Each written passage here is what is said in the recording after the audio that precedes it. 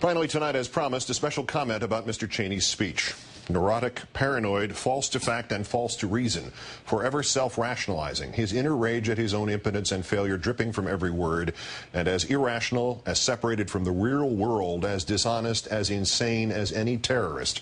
The former vice president has today humiliated himself beyond redemption.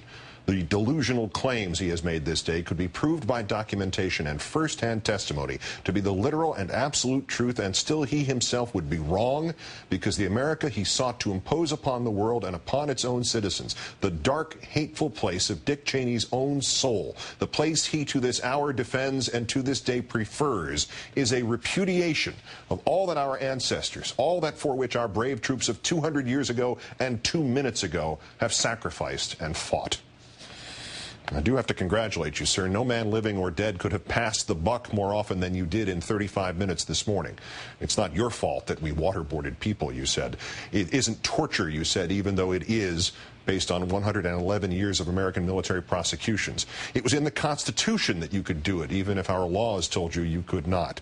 It was in the language of the 2001 military authorization. You force-fed the Congress that you could do it, even if our international treaties told you you could not. It produced valuable information, you said, even though the first-hand witnesses, the interrogators of these beasts, they said the information preceded the torture and ended when it began.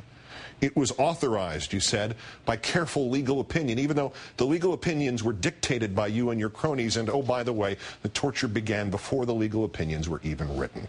It was authorized, you said, and you implied that even if it really wasn't, it was done only to detainees of the highest intelligence value.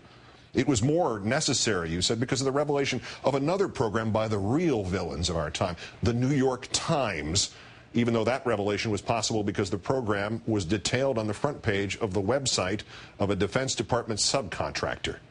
It was all the fault of your predecessors, you said, who tried to treat terror as a law enforcement problem before you came to office and rode to the rescue after you totally ignored terrorism for the first 20% of your first term, and the worst attack on this nation in its history unfolded on your watch.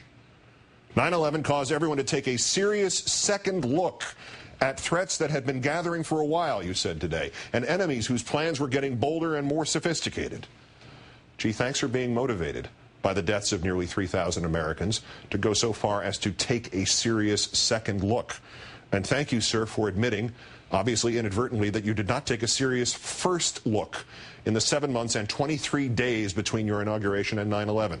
For that attack, sir, you are culpable, morally, ethically.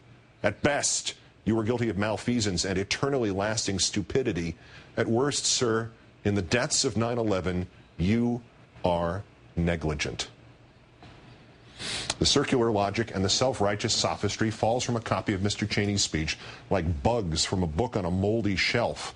He still believes in dictators like Saddam Hussein with known ties to Mideast terrorists. He still assumes everyone we captured is guilty without charge or trial, but that to prosecute lawbreaking by government officials is, quote, to have an incoming administration criminalize the policy decisions of its predecessors.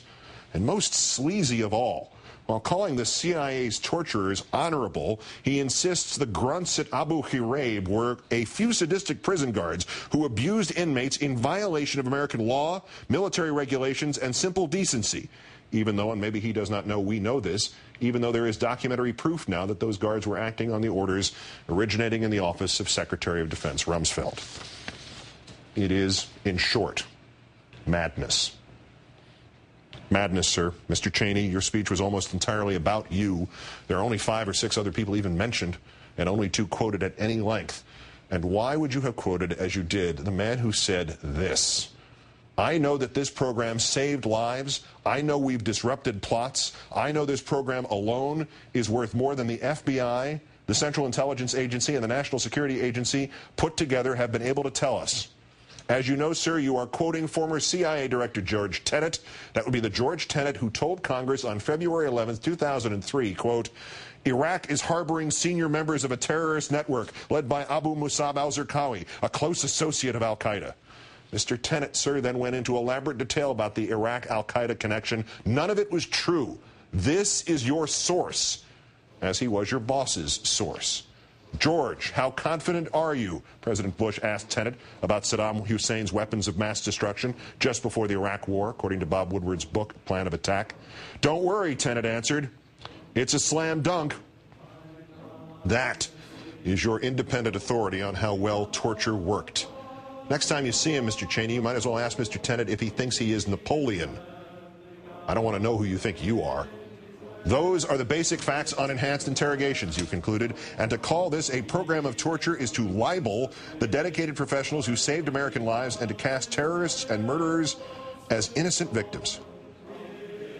You saved no one, sir. If the classified documents you seek released really did detail plots other than those manufactured by drowning men in order to get it to stop, or if they truly did note plans beyond the laughable ones you and President Bush have already revealed, hijackers without passports targeting a building whose name Mr. Bush could not remember, clowns who thought they could destroy airports by dropping matches in fuel pipelines 30 miles away, men who plan to attack a military base dressed as pizza delivery boys, forgetting that every man there was armed, and today the 4 would-be synagogue bombers, one of whom turns out to keep bottles of urine in his apartment and is on schizophrenia medicine. If those documents contained anything of value, you would have leaked them already, as you leaked those revenge fantasies of the Library Tower and the JFK bomber and the Fort Dix 6.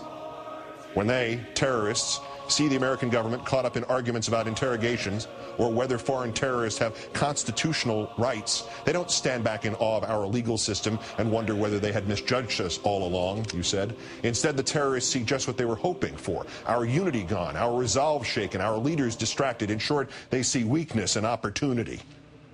The weakness the terrorists see, sir, is the weakness of blind rage replacing essential cold logic. The weakness the terrorists see, sir, is the weakness of judgment suspended in favor of self-fulfilling prophecy.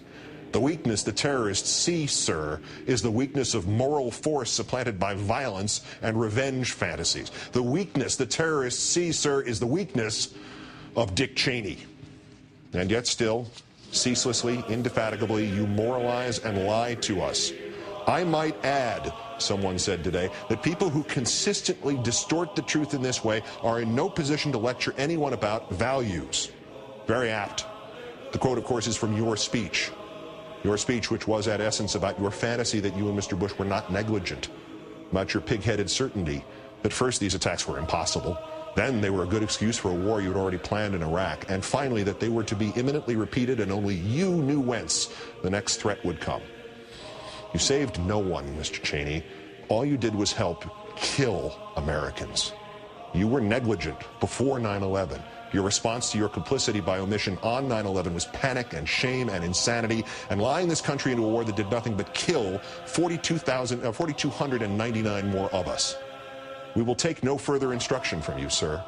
And let me again quote Oliver Cromwell to you, Mr. Cheney. You have sat too long for any good you have been doing lately. Depart, I say, and let us have done with you. In the name of God, go.